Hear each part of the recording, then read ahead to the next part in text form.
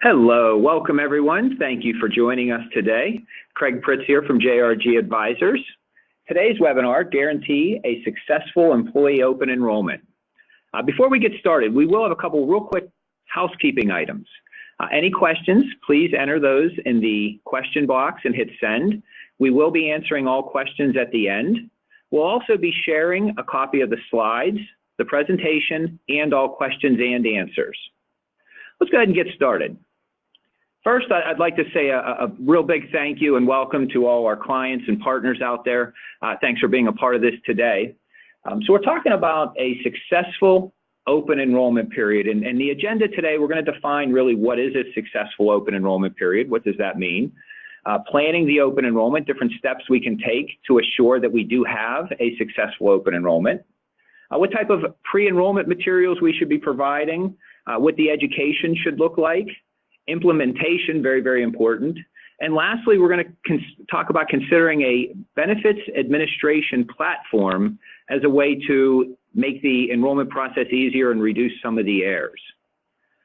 So what is a successful employee open enrollment?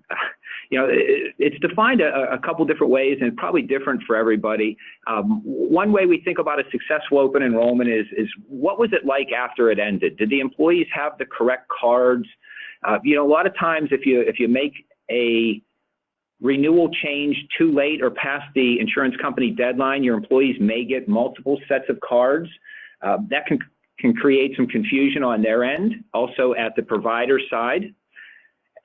The other thing it does is it leads to incorrect invoices and a lot more work on the back end. And speaking of the invoice, it is not uncommon for the first invoice after a renewal to be incorrect. But there are steps you can take to reduce the chances that it would be incorrect or wrong. And one of those things is getting the enrollment done in a timely manner and giving the insurance company sufficient time to get that information out. But what does it mean when the invoice is incorrect? It could mean that you're paying a higher amount, could mean that you're losing some cash flow that you have that month. Could also mean that you're losing time getting it corrected. Real quick, shameless plug, that is one thing that our Client Resource Center does deal with quite a bit, not only because of the way the open enrollment happens, but also because there are errors from the insurance company side as well. But if the company's spending too much time getting these things corrected, that's definitely going to be bad for the company. So like I said, it's impossible to eliminate every single error out there, but we're going to talk about the steps today that you can take to eliminate as many as possible and give yourself the best chance of having a very successful open enrollment. So planning the open enrollment, a lot of this depends on your company size, the complexity of your company, how many locations you have, but really you should be starting this anywhere from about 3 to 6 months out. At 6 months out, it feels like you just put it to bed not too long ago, but really it's not a bad time to start thinking about it. And there's a lot of things that should go into the thought process of the renewal. First thing is what is the benefit strategy? What's the philosophy of the company? What's the end game? Are you looking to provide very, very, very strong benefits, very rich plan? Are you looking to be benefit neutral? Do you want people to select working for you because of your mission, not your benefits? These are things you need to figure out in advance. The success and failures of last year. It's important to realize what worked and what didn't. This is the time where you want to start thinking about, should your company be fully insured or self-insured or level funded? Sometimes at this point, I do lose some of the smaller companies because they think that's not an avenue for them when I say things like level funded or self-funded. We've done a lot of webinars on this and we'll do more in the future, but the truth is, regardless of the size of your company, you should be having conversations about it. And we do have options, some exclusive, for smaller companies when it comes to things like self or level funded. But maybe a defined contribution model is really what makes sense. Maybe you determine you're self or level funded or fully insured, and you want to provide the employees more than one plan to choose from, and you want to fix your contribution, what you spend on one plan. Defined contribution model is a great way to do that, and you can offer multiple plans, but those are things you need to be considering in advance. And then one of the more difficult things is the employer contribution. Let's all be honest, as employers, we probably all want to pay as much as possible, but things like economy and business tend to impact that. So there's a lot of thought that has to go into that in advance. Even before the renewal comes out, you need to start thinking about what your contributions can look like. Now we get 2 to 3 months out, 60 to 90 days out to the renewal. Now you should start considering things like a risk analysis. A risk analysis is a tool that can help determine if you are a good fit for self or level funded, what the makeup of your group looks like. Really can help guide your benefit strategy going forward, knowing what your group looks like and which way you really should be moving. So risk analysis is something that you would look at maybe 60 days out, 90 days out in that time frame. But now you're going to have to start putting together really the content for the renewal. So you want to consider some things.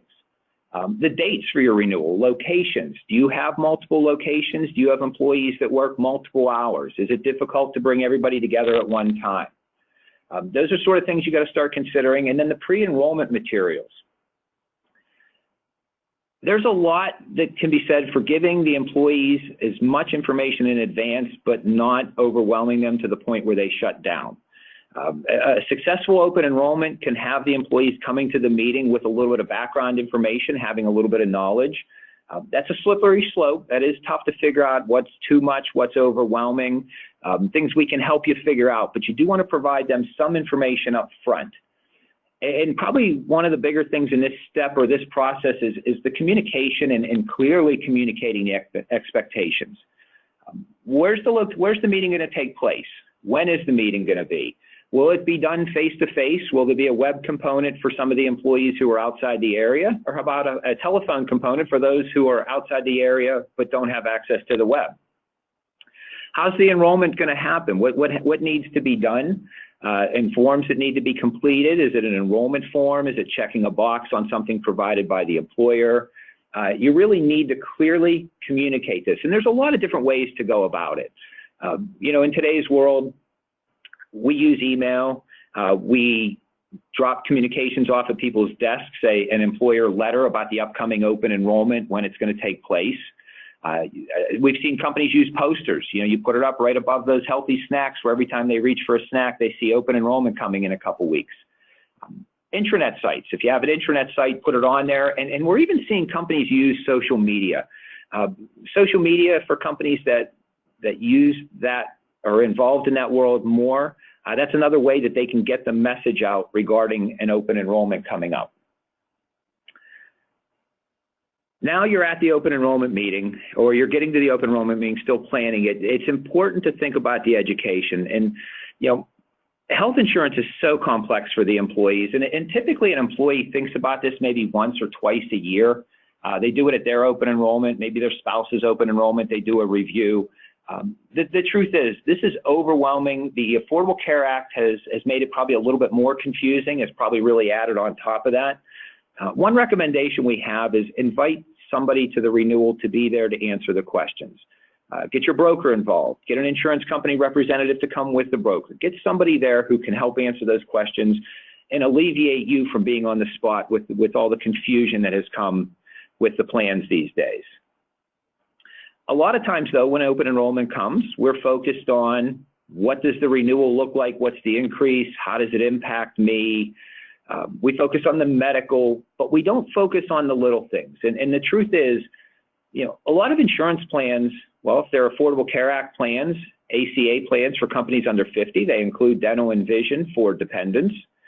Your plan might include some travel coverage. It might help you when you're traveling, you know, abroad, internationally. These are little things that people should know about. And then probably one of the biggest things, what sort of online access does the company have? What do they provide in the way of tools to support an employee to keep them from losing time at work and asking HR for help when it comes to things like getting a new card or accessing their online spending? How much of my deductible have I met this year? Those are all things that are typically accessible online for employees, so it's important to make sure you cover all the little things with the plans. Now it comes time to implement your plan. And implementation, you know, there's some steps in here that can really help ensure a successful renewal. You know, First thing you want to do is you want to make sure the employees are aware of their deadlines. You want to communicate that strongly to them. You don't want to go into that and say to the employees, listen, we're going to have a meeting on Tuesday and I need your forms back in a couple days. You really didn't clearly express to them when they need to have it back. You leave yourself open to delays and errors. So you want to make sure you stay on top of the employees through further communications. You want to get those forms back. And now you have to get those forms either to your broker, to your insurance company. How do you do that? Do you get them back via email? Do you deliver them? Do they pick them up? You want to follow up. Make sure those forms were received. It's not uncommon for forms to have errors on them today. We all write differently. Sometimes my 4s look like 9s. I get that. But that's not uncommon.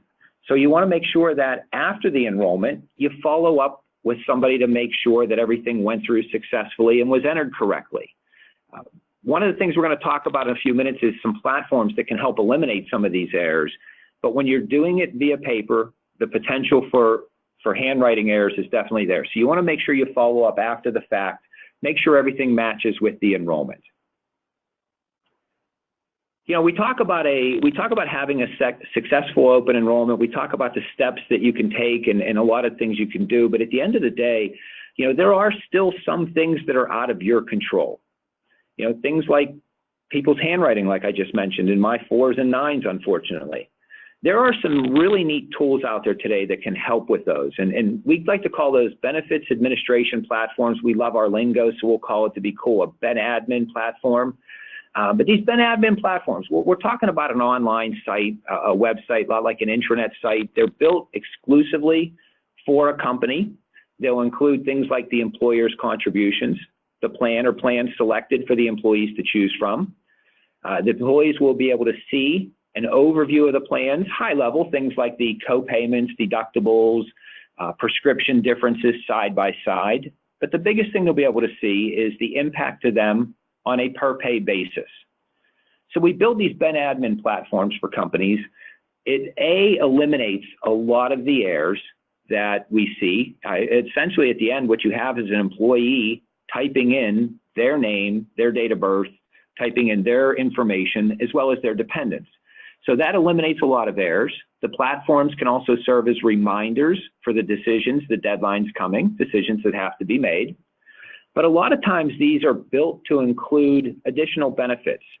You know, a lot of employers want to offer the best benefits package they can, but sometimes it's prohibited by cost.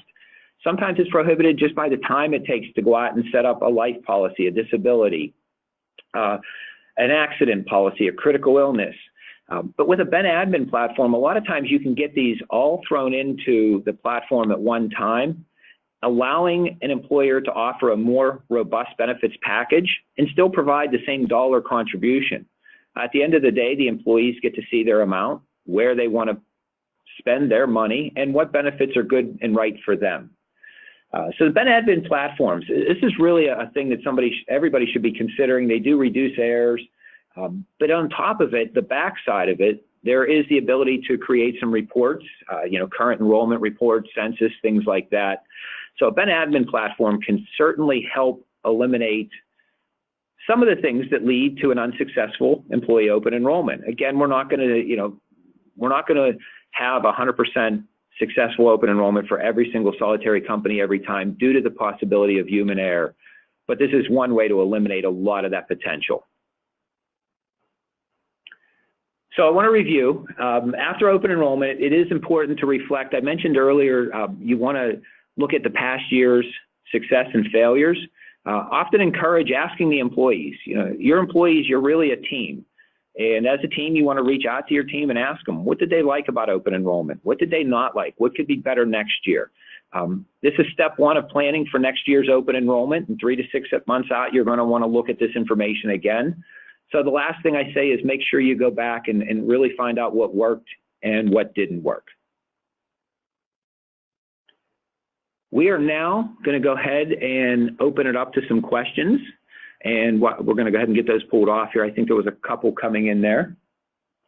Yes, Craig. The first question, what should we do regarding employees who waive coverage? That's a great question. So first thing, when you're offering benefits, you're offering it to your full-time eligible employees, those who have met any probationary period and are eligible. It's not uncommon to have employees who sometimes waive coverage in favor of other coverage, but it is very important to make sure that you maintain copies of their waivers, written copies of those waivers, both to protect you and to make sure that everything is correct going forward. So when you have an employee that is waiving coverage during the open enrollment, please make sure you get documentation from the employee. The next question, how do we learn more about benefit administration platforms? Yeah, that's another great question. These Ben Admin platforms are really on the rise. You're going to hear a lot more about these going forward. I recommend you reach out to us, reach out to your broker. We do have some Ben Admin access to Ben Admin platforms exclusively, and we have our own different levels depending on what you're looking to bring to the employees. So we can certainly help you in that area. The next question, when is a good time to start a Ben Admin system? Well, that's a really good one. The truth is that varies a little bit from company to company. Depending on the number of employees, complexity, number of plans, it might make sense to put it in off cycle and add your new hires and get comfortable with the system as you go, or it might make sense to do it for open enrollment for the purpose of eliminating all these errors and having a more successful open enrollment. Timing is one thing to consider. If you're 30 days out from your open enrollment, it might be tougher to do at that point in time because it is something that is built for your company exclusively. It is something that houses a lot of information. For that reason, you might want to consider doing it during off cycle, but just timing, company, it's a conversation that we really should have specifically to your company to figure out when it makes the most sense for you.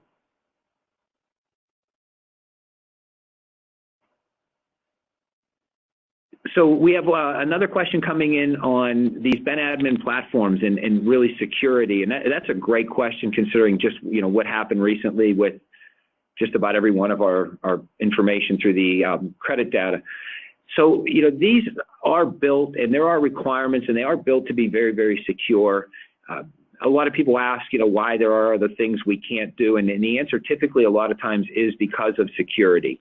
At the end of the day, the information in there is protected. Everybody will see it's a secure website. It is, these have been built to be secure first and informational second. We live in a time where unfortunately that's the way that you have to think. It looks like that's the end of the question. I wanted to remind everyone that our next WebEd event is Thursday, November 9th at 10 a.m. regarding add value with life and disability insurance. And if anyone has any questions, please feel free to contact us at 1-800-556-4699. Thank you so much, everyone. Have a great day.